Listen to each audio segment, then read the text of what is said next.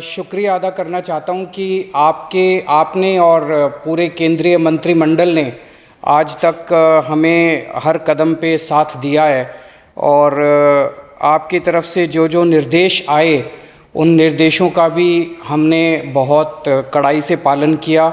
आपका हमेशा सहयोग मिला। दूसरा सर, इस वक्त दिल्ली के अंदर बहुत बड़ा ऑक्सीजन का क्राइसिस चल रहा है जिसमें आपकी मदद चाहिए। तो प्रधानमंत्री जी, सबसे पहले आपको धन्यवाद देता हूं कि केंद्र सरकार ने दिल्ली का ऑक्सीजन का कोटा बढ़ा दिया है। लेकिन सर, मैं आपसे हाथ जोड़ के प्रार्थना करता हूं कि इस बढ़े हुए ऑक्सीजन के कोटे को दिल्ली तक पहुंचाने में हमारी मदद करें। एक एस्टीमेट के हिसाब से दिल्ली को 700 टन ऑक्सीजन की ज़रूरत है। आपने हमारा कोटा 480 टन कर दिया, बहुत बहुत शुक्रिया। लेकिन पिछले 24 घंटों में इस बढ़ाए हुए 480 टन में से भी केवल 350 टन ऑक्सीजन दिल्ली पहुंच पाई है। प्रधानमंत्री जी, जब से ऑक्सीजन का संकट शुरू हुआ है मेरे फ़ोन बजते रहते हैं। कभी कोई अस्पताल कहता है कि 3 घंटे की ऑक्सीजन बची है, कभी कोई अस्पताल कहता है कि 2 घंटे की ऑक्सीजन बची है। हम कारण जानने की कोशिश करते हैं तो पता चलता है कि पीछे किसी राज्य ने दिल्ली के लिए ऑक्सीजन लाने वाले ट्रक को रोक रखा है। हमने मदद के लिए केंद्र सरकार में कुछ मंत्रियों को फ़ोन किए। शुरू में उन्होंने खूब सहयोग किया सर, लेकिन अब वो भी बेचारे थक गए हैं। सर, देश के संसाधनों पे तो 130 करोड़ लोगों का अधिकार है ना।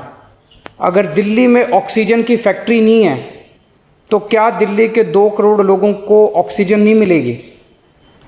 जिस राज्य में ऑक्सीजन की फैक्ट्री है, क्या वो दिल्ली की ऑक्सीजन रोक सकते हैं? ऐसे में हम क्या करें?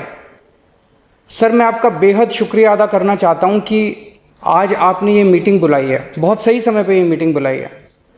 पर सर, मैं आज ये जानना चाहता हूं कि अगर आज या कल या किसी भी टाइम हमारे दिल्ली के किसी अस्पताल में अगर 1 घंटे की, आधे घंटे की, 2 घंटे की ऑक्सीजन बच जाए और लोगों की मरने की नौबत आ जाए तो मैं फ़ोन उठा के केंद्र सरकार में किससे बात करूं? सर, मैं ये जानना चाहता हूं कि अगर कोई राज्य दिल्ली के कोटे की ऑक्सीजन का ट्रक रोक ले तो मैं फ़ोन उठा के किससे बात करूं? हालत काफ़ी ज़्यादा गंभीर हो चुके हैं सर। हम अपने लोगों को मरने के लिए तो नहीं छोड़ सकते। हमें लोगों को ये विश्वास दिलाना पड़ेगा कि एक एक ज़िंदगी हमारे सबके लिए कीमती है।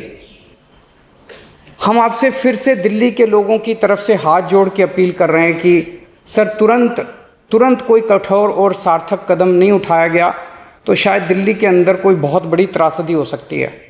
मैं आपसे मार्गदर्शन चाहता हूं सर।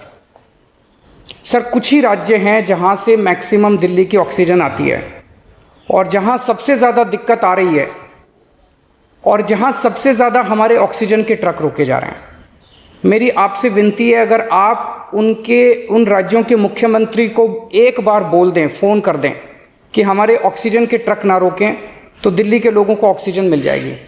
आपका एक फ़ोन ही बहुत है सर उनको।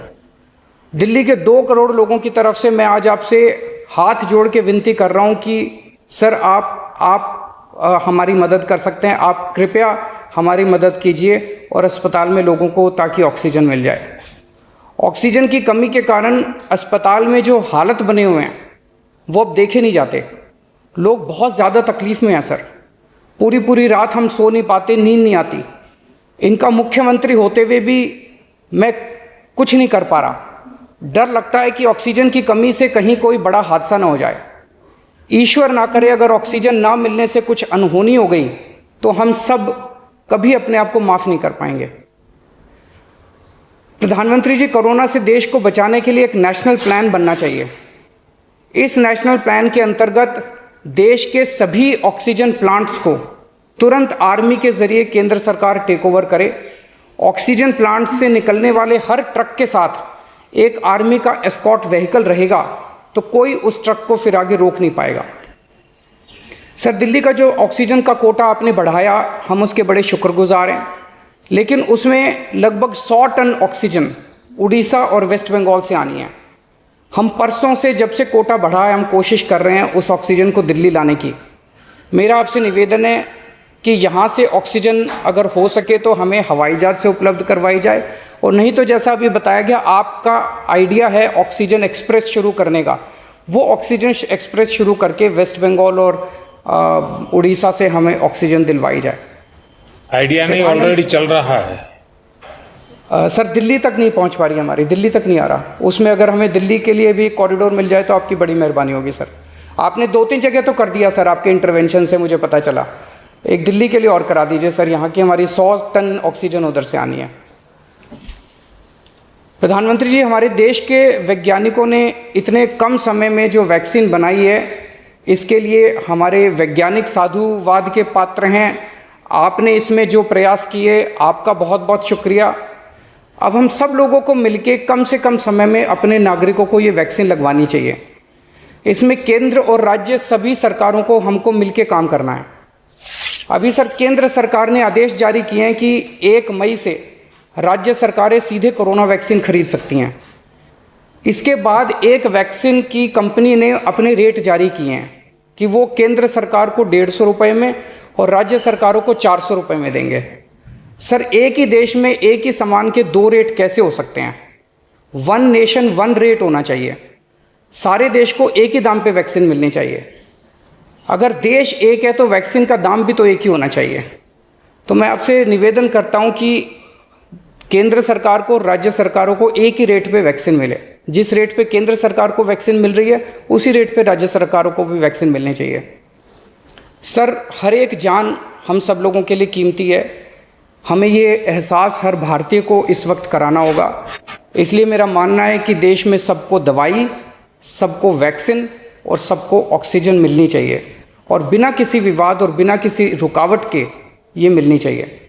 मेरा विश्वास है देश में अगर कोरोना के खिलाफ एक नेशनल प्लान होगा तो हम सभी राज्य सरकारें और केंद्र सरकार मिलके इस दिशा में काम करेंगे। सर कोरोना की वजह से दिवंगत आत्माओं को शांति मिले।